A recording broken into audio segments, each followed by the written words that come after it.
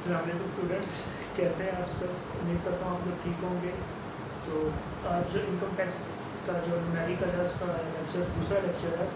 पहले लेक्चर में मैंने आपको बताया था कि इनकम टैक्स ऑर्डिनेंस 2001 में एक पर्सन क्या होता है, और पर्सन के बाद मैंने आपको बताया था कि उसका रेजिडेंशियल और नॉन रेजिडेंशियल का स्टेटस क्या होता है। ठीक है, उसके बाद मैंने आपको 5 इनकम हेड ऑफ इनकम बताए थे। ठीक है, तो उम्मीद करता हूँ वहाँ तक आपको बिल्कुल समझ आ गई होगी। ठीक है, आज का जो मैं दूसरा लेक्चर लेके जा रहा हूँ इसमें मैं आपको पिछले लेक्चर के एंड में कहा था कि मैं बारी बारी तमाम हेड ऑफ इनकम को डिस्कस करूँगा। ठीक है, तो आज का जो ये दूसरा लेक्चर है इसमें मैं इनकम फ्रॉम सैलरी का जो हेड है under section 12 of income tax ordinance 2001। ठीक है, तो इसको मैं आज डिस्कस करूँगा आपसे। तो चलिए अल्लाह का नाम लेके इसको शुरू करते हैं कि इनकम फ्रॉम सैलरी का जो हेड है उसमें सैलरी में क्या क्या आता है। ठीक है, कैसे हमें डिटरमिन करना है कि जो फलानी इनकम है ये इनकम फ्रॉम सैलरी के हेड में की आती है, किसी और हेड में आती है। ठीक है, तो इसको डिटरमिन करना है। ये जो इनकम फ्रॉम सैलरी का हेड है ये सबसे ट्रिकी और सबसे लंबा हेड है, क्योंकि मैंने आपको बताया था कि हमें जो न्यूमेरिकल उसमें आएगा क्वेश्चन ही सैलरी पर्सन का आएगा। ठीक है, तो सैलरी का जो हेड है सबसे लंबा सबसे मुश्किल होगा।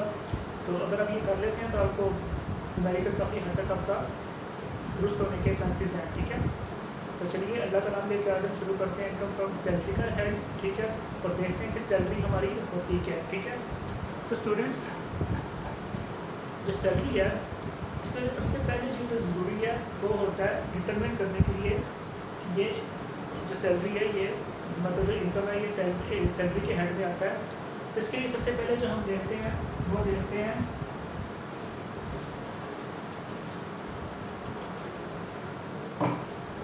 ये देखते हैं कि क्या ये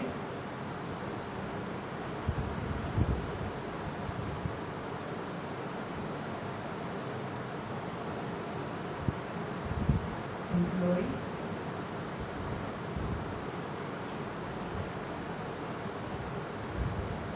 एम्प्लॉयर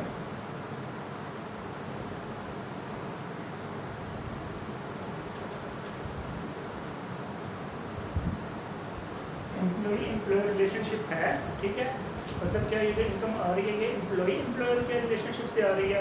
अब एम्प्लॉय और एम्प्लॉयर में आपको डिफरेंस बता देता हूँ कि एम्प्लॉय और एम्प्लॉयर में डिफरेंस क्या है। ठीक है, एम्प्लॉयर वो पर्सन है जिसके पास कोई पर्सन काम करता है, और एम्प्लॉय वो पर्सन है जो काम करता है।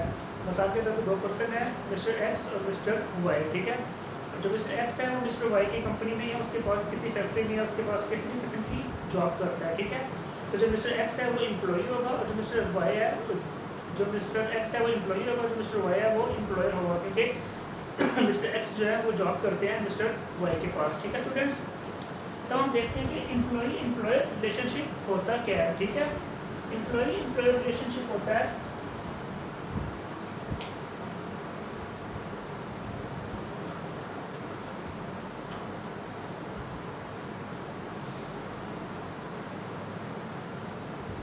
any amount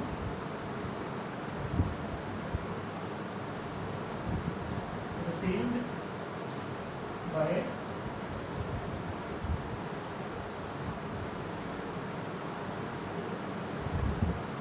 employee from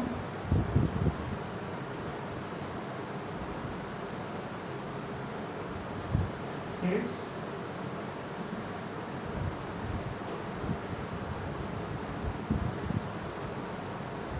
employer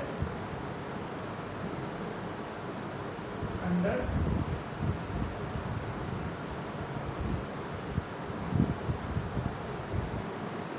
agreement. ठीक है, मतलब एम्प्लॉय और एम्प्लॉयर के दरमियान किसी एग्रीमेंट के तहत एम्प्लॉयर ने कोई अमाउंट पे किया एम्प्लॉय को, या कोई बोनस वगैरह कुछ भी पे किया, तो वो हमारा क्या हो जाएगा, सैलरी हो जाएगी। ठीक है, तो सबसे पहले आपने ये देखते हैं कि फलानी इनकम आ रही है, क्या इसमें एम्प्लॉय और एम्प्लॉयर का रिलेशनशिप है। अगर एम्प्लॉय और एम्प्लॉयर का रिलेशनशिप हुआ तो आपने आँख बंद करके वो सैलरी के हेड में इनकम को शामिल कर लेना है। ठीक है, अब हम देखते हैं सैलरी में हमारा इंक्लूड क्या क्या होता है। तो स्टूडेंट्स सैलरी के हेड में जो इंक्लूड होती हैं चीज़ें वो हम आपको अब दिखाते हैं।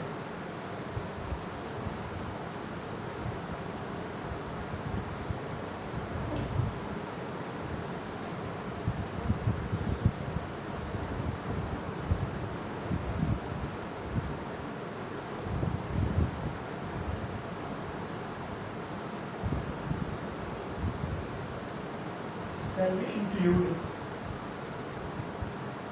ठीक है। अब यहाँ से मैं शुरू करने लगा हूँ, सैलरी में हमारा शामिल क्या क्या होगा।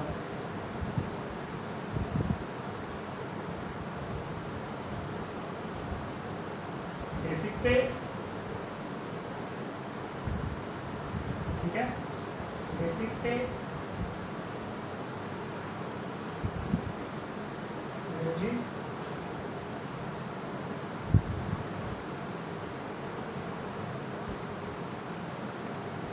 कमीशन,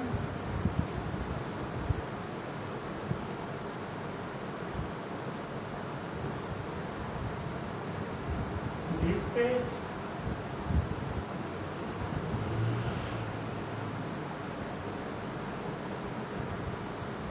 परक्यूजिट्स,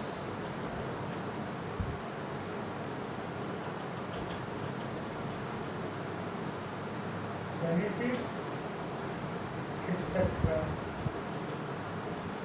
मतलब कि आपको एक एम्प्लॉयर को एम्प्लॉयर की तरफ से कोई बेसिक पे मिलती है, ठीक है, कोई कमीशन मिलती है, कोई वेजेस मिलते हैं, कोई भी ऐसी किसी भी चीज़ जो एम्प्लॉय और एम्प्लॉयर का रिलेशनशिप शो करे, उसको हमने सैलरी में लेना है, ठीक है। उसके बाद हम लेते हैं नंबर 2 पे,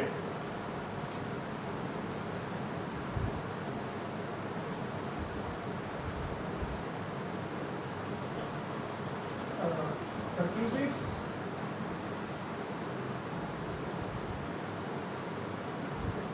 परक्यूजिट्स में क्या होता है स्टूडेंट्स के किसी किस्म की कोई सहूलत देता है एम्प्लॉयर अपने एम्प्लॉय को, लाइक अकोमोडेशन, मतलब रहने की सहूलत, आने जाने की सहूलत, गाड़ी उसको दे देता है, मेडिकल की सहूलत उसको दे देता है, ठीक है। इसको हम कहते हैं परक्यूजिट्स, मतलब के सहूलियात, ठीक है। उसके बाद हम कहते हैं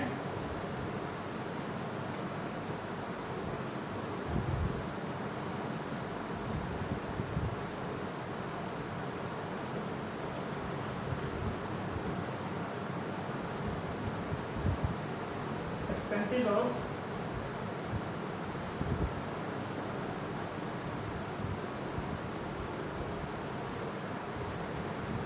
एम्प्लॉय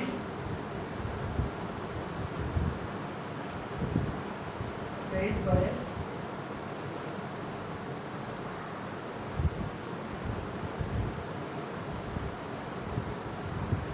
एम्प्लॉयर।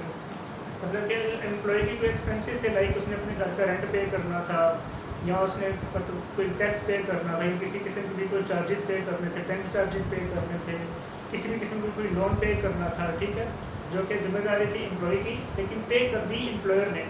तो जो हमारा एक्सपेंडिचर, मतलब एम्प्लॉय का एक्सपेंडिचर एम्प्लॉयर पे करेगा, वो एम्प्लॉय की सैलरी में शामिल हो जाएगा, वो टैक्सेबल सैलरी में शामिल होगा, ठीक है। उसके बाद बात का स्टूडेंट्स ऐसे होता है कि कुछ सर्विसेज, लाइक कुक की सर्विसेज हो गई, चौकीदार की सर्विसेज हो गई, माली की सर्विसेज हो गई, ठीक है। मतलब सर्वेंट्स की जो सहूलियत होती है वो एम्प्लॉयर अपने एम्प्लॉय को फ्री में देता है। मतलब वो जॉब करता है और जॉब के अंदर टर्म्स एंड कंडीशन में ये था कि आपको एक माली फ्री मिलेगा, साथ आपको एक आपका ड्राइवर मिलेगा, ठीक है, आपको चौकीदार मिलेगा, गेटमैन मिलेगा, ठीक है।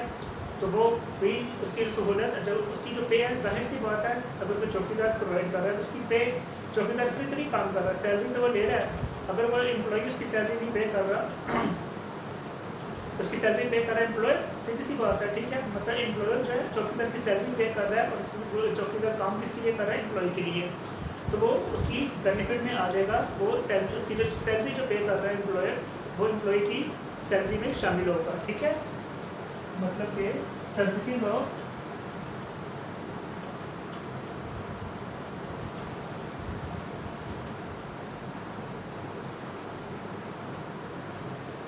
माली, ड्राइवर, ETC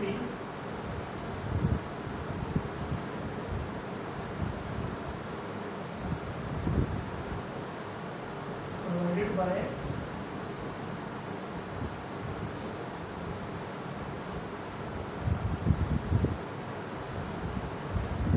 एम्प्लॉयर, ठीक है, वो भी सैलरी में शामिल होगा एम्प्लॉय की, ठीक है। उसके बाद हम देखते हैं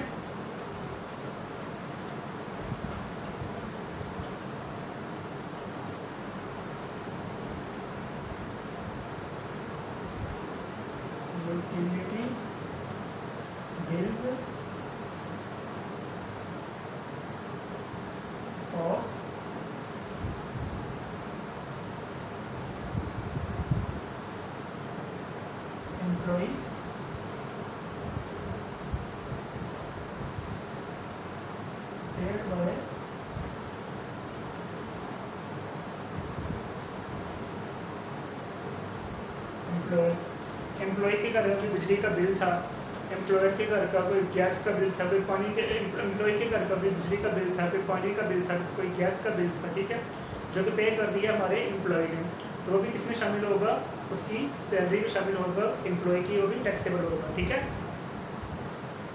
उसके बाद बस का स्टूडेंट्स ऐसा होता है कि फिर किसी भी किस्म की किसी भी एसेट की, कोई कंप्यूटर है, कोई घर है, कोई बिल्डिंग है, ठीक है, उसकी फेयर मार्केट वैल्यू ज़्यादा होती है, मतलब उसकी जो कॉस्ट होती है, जो मार्केट से अगर हम परचेज करें तो वो ज़्यादा अमाउंट में परचेज, ज़्यादा उसकी प्राइस होती है, ठीक है।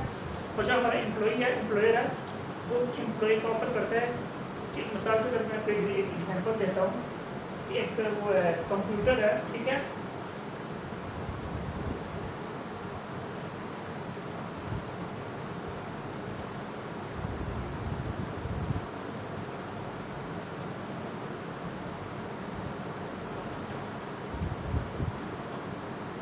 मार्केट वैल्यू, एमबी का मतलब मार्केट वैल्यू, ठीक है। एक कंप्यूटर की मार्केट वैल्यू है 50,000 रुपया, मतलब अगर आप वो एम्प्लॉय जो है वो कंप्यूटर मार्केट से परचेज करेगा तो उसको 50,000 में मिलेगा, ठीक है। तो एम्प्लॉय उसको ऑफर करता है, जो उसका एम्प्लॉयर है, employer but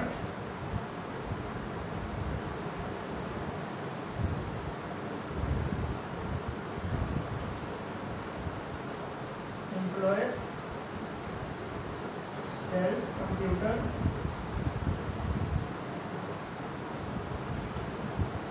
to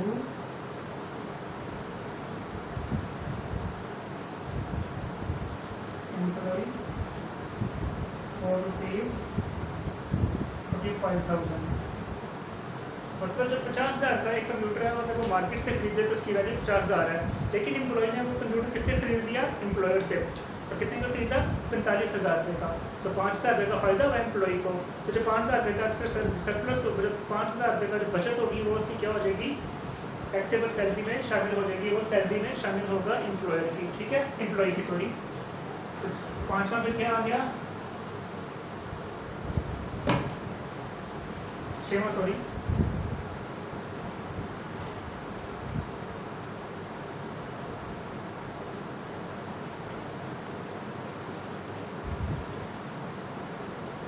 any benefit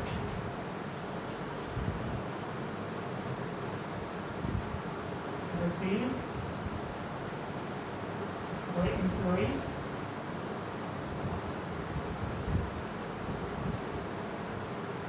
from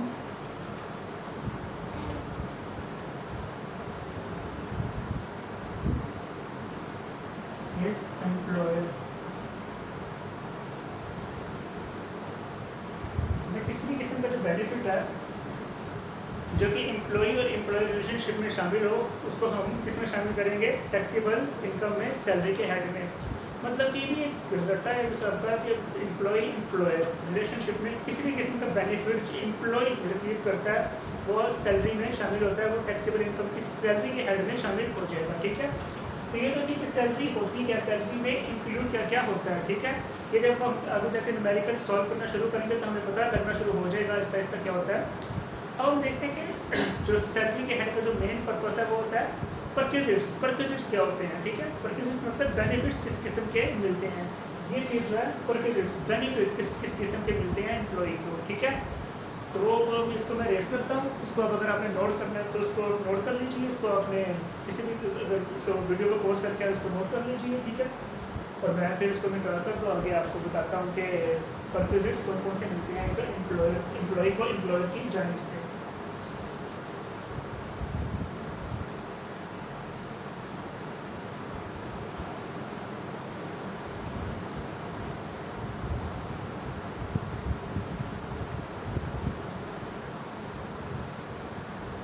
students, अब परक्यूजिट्स में जो कि सबसे ट्रिकी होता है सॉल्व करना, अब सबसे पहला जो बेनिफिट हमें मिलता है किसी भी एम्प्लॉई को एम्प्लॉय की तरफ से मिलता है वो मिलता है, चाहिए हो गया परक्यूजिट्स,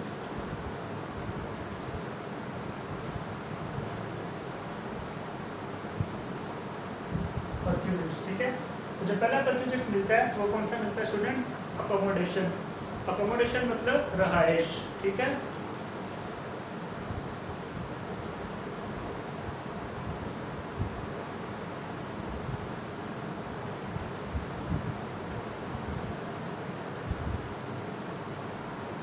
अकोमोडेशन मतलब रहाइश, मतलब कि एक एम्प्लॉय को अपने एम्प्लॉयर की जाने से रहने के लिए रहाइश मिली है, ठीक है। अब रहाइश दो तरह से मिल सकती है, या तो उसको रहाइश वैसे दे दे, या फिर रहाइश के लिए उसको अलाउंस दे दे, उसको एक रेंट दे दे के, मतलब अगर तेरी सैलरी 50,000 है उसमें 2,000 तेरा रेंट है, मतलब तू बाहर कहीं पे रेंट दे के रहाइश ले रहे, ठीक है। मतलब दो तरह से मिल सकती है, या तो अकोमोडेशन अलाउंस मिल सकता है आपको, या तो अकोमोडेशन फैसिलिटी मिल सकती है, ठीक है। सबसे पहले हम देखते हैं कि अकोमोडेशन अलाउंस अगर मिले तो उसकी टैक्सेबल, उसकी टैक्स ट्रीटमेंट हम क्या करेंगे, ठीक है। नंबर 1,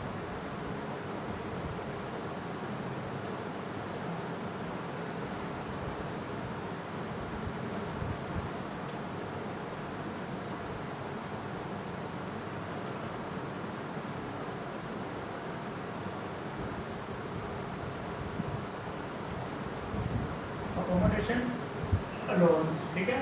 अकोमोडेशन अलाउंस का टैक्स ट्रीटमेंट क्या होगा स्टूडेंट्स?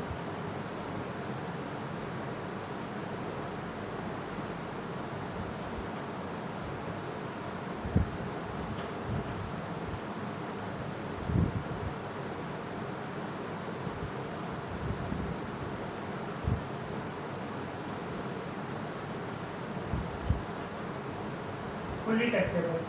मतलब जो अकोमोडेशन अलाउंस है अगर वो मिलता है, मतलब बेसिक सैलरी है किसी की 50,000 रुपया, उसमें 3,000 में 4,000 में 5,000 अगर अकोमोडेशन अलाउंस है तो वो अलाउंस हमारा फुल्ली टैक्सेबल हो जाएगा। मतलब वो उसको अपने अगर 5,000 है तो 5,000 का 5,000 फुल्ली टैक्सेबल हो जाएगा, अगर 3,000 है तो 3,000 का 3,000 फुल्ली टैक्सेबल हो जाएगा, अगर 10,000 है तो 10,000 का 10,000 फुल्ली टैक्सेबल हो जाएगा, ठीक है। अब इसका हम दूसरा वो देखते हैं केस जिसमें वो हमें अकोमोडेशन फैसिलिटी देता है, ठीक है।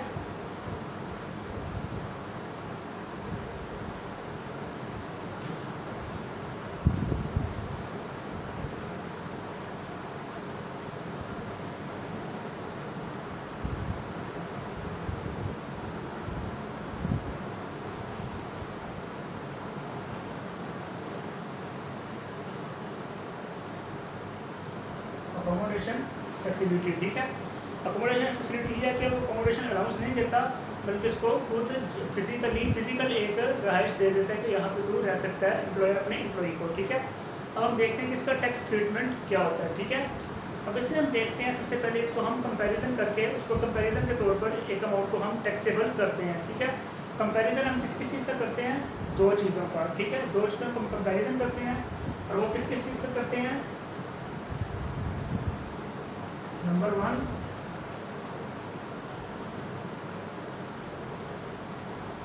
45% ऑफ MTS या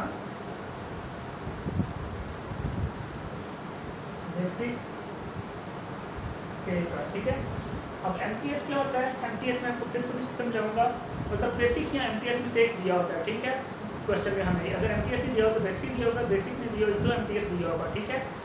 तो MTS या बेसिक पे का 45% हम लेंगे, और उसके बाद हम देखेंगे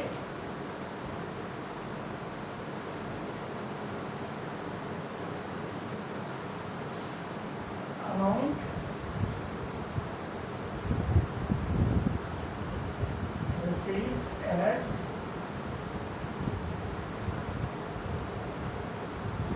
allowance if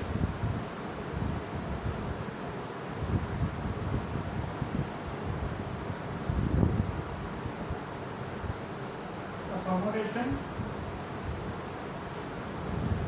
did not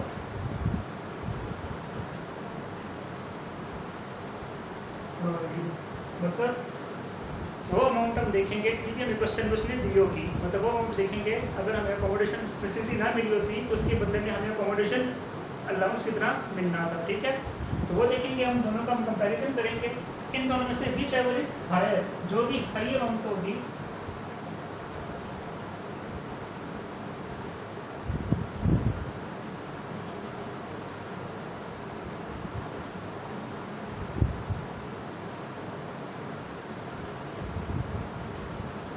taxable, ठीक है। मतलब हम 45% ऑफ बेसिक MTS लेंगे, और उसके बाद हम देखेंगे कि हमें अमाउंट कितनी मिलनी थी ऐसे अलाउंस अगर ये हमें अकोमोडेशन फैसिलिटी ना दी हो, ठीक है। इन दोनों में से कंपैरिजन करेंगे, जो हायर अमाउंट होगी उसको हम टैक्सेबल कर देंगे, ठीक है। तो ये तरीका था हमारा अकोमोडेशन को फैसिलिटी को देखने का। अच्छा, अब इसमें एक और चीज़ है स्टूडेंट्स, बात करें तो हमें जो अकोमोडेशन फैसिलिटी है वो ऐसे इलाकों में प्रोवाइड कर देता है जो कि अदर देन बिग सिटीज़ होते हैं, अंडर डेवलपिंग एरिया होते हैं, मतलब डेवलप एरिया अभी डेवलपिंग एरिया होते हैं या डेवलप हुए नहीं होते, देहात में वो हमें गाड़ियाँ फैसिलिटी दे देते हैं। ठीक है, तब हम देखते हैं कि ऐसी सिचुएशन में हमने क्या करना है। ठीक है, ऐसी सिचुएशन में ये केस तो ऐसे ही रहेगा। ठीक है, मतलब ये वाला जो है amount entitled for allowance if accommodation did not provide, मतलब अगर अकोमोडेशन ना दी होती तो जो अलाउंस मिलता है वो अमाउंट हम ऐसे देखेंगे। लेकिन ये जो 45% ऑफ MTS है ये हम कितना कर लेंगे, 30% ऑफ MTS या बेसिक। ठीक है, क्योंकि छोटे इलाके में उसका 45% एक बहुत ही ह्यूज अमाउंट में चली जाती है टैक्सेबल, छोटे इलाके में हम 30% लेंगे टैक्सेबल अमाउंट के लिए। ठीक है, ये हमारा था पहला परचेज जो कि हमें मिलता है अकोमोडेशन की सूरत में। तो आप इसको रोक के अपनी किसी रजिस्ट्री या गो थ्रू कोई भी नोट्स हैं तो उस पर कॉपी कर लीजिए, मैं इसको रेस करूँगा और फिर अगला परचेज आपको कराऊँगा इंशाल्लाह।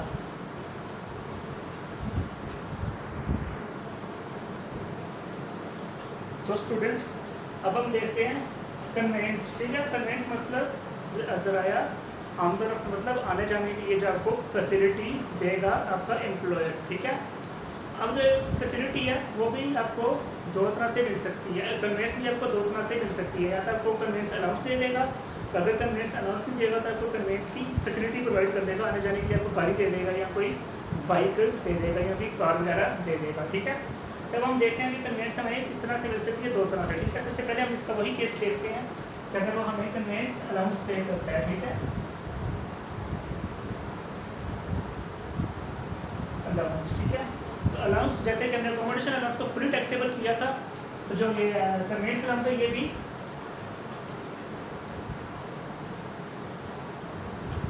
फुली टैक्सेबल हो जाएगा। मतलब आपको कन्वेंस अलाउंस मतलब आपकी बेसिक पे है 12,000, बेसिक पे आपकी 1 लाख रुपया। ठीक है, उसमें आपका कन्वेंस जो अलाउंस है वो 10,000 है तो 10,000 का 10,000 आपका टैक्सेबल हो जाएगा। अगर आपका 5,000 है तो 5,000 का 5,000 आपका टैक्सेबल हो जाएगा, इसमें आपको कोई सी भी किस्म की कोई भी रियायत हासिल नहीं है। ठीक है, अब हम देखते हैं कि अगर वो हमें कन्वेंस की फैसिलिटी प्रोवाइड कर देता है। ठीक है स्टूडेंट्स, तो कन्वेंस की जो फैसिलिटी है वो हमें 3 तरह से प्रोवाइड कर सकता है। ठीक है, फैसिलिटी जो है वो हमें स्टूडेंट्स कितने किस्म से प्रोवाइड हो सकती है, 3 तरह से। ठीक है, या तो हमें कोई जो कन्वेंस है वो दे देता है ऑफिशियल यूज़ के लिए,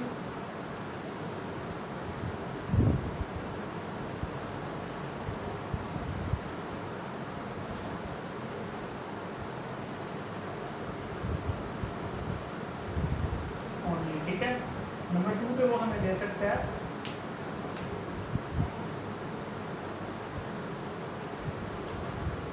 प्राइवेट यूज़ के लिए, और नंबर 3 में वो हमें दे सकता है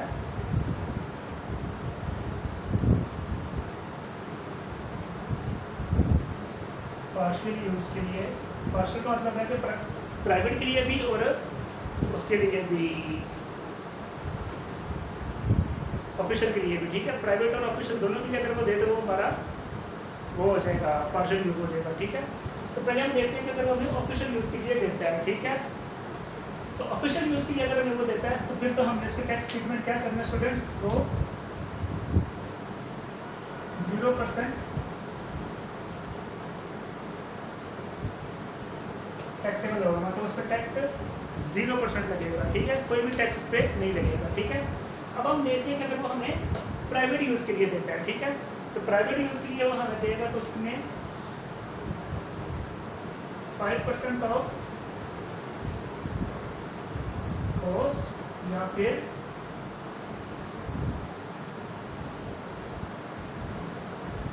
रियलाइज वैल्यू 5 में सॉरी स्टूडेंट्स यहाँ पर 10% होगा, मतलब कि 10% उसका कॉस्ट का, मतलब अगर वो जो कन्वेंस उसने दी है वो 10 लाख की है तो 10 लाख का 10% मतलब 10,000 रुपया, 1 लाख रुपया सॉरी। ठीक है, या फिर रियलाइज वैल्यू मतलब कॉस्ट पे नहीं, मतलब उसने परचेज नहीं की, किस्तों में लेके दी हुई है अपने एम्प्लॉई को, तो जो किस्तों में जितनी की उसको रियलाइज कराई है वैल्यू, मतलब जितनी की वो निकलवाई है उस वैल्यू का 10% जो है वो टैक्सेबल हो जाएगा। ठीक है,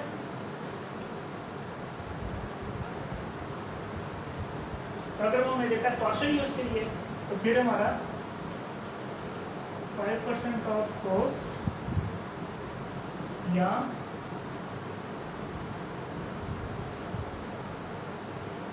रियलाइज वैल्यू विल बी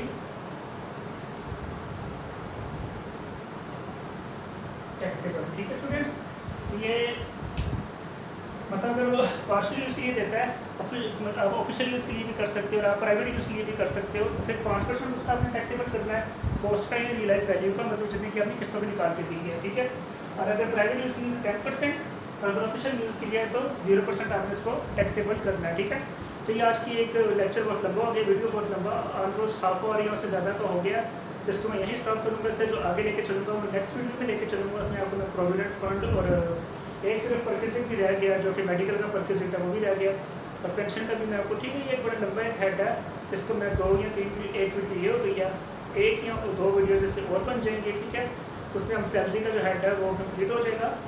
तो आज काफ़ी हद तक जो 80% का सैलरी का हेड वो कंप्लीट हो गया। ठीक है, ये आप देख लीजिए, इसको भी आप नोट कर लीजिए, और उम्मीद करता हूँ आपको समझ आई होगी। अगर आपको समझ नहीं आई या कोई भी किसी भी किस्म की क्यूरी है या मेरे से की गलती हुई है तो उसको आप कमेंट बॉक्स में लिख सकते हैं। ठीक है, अल्लाह हाफिज़, अपना ख्याल रखें।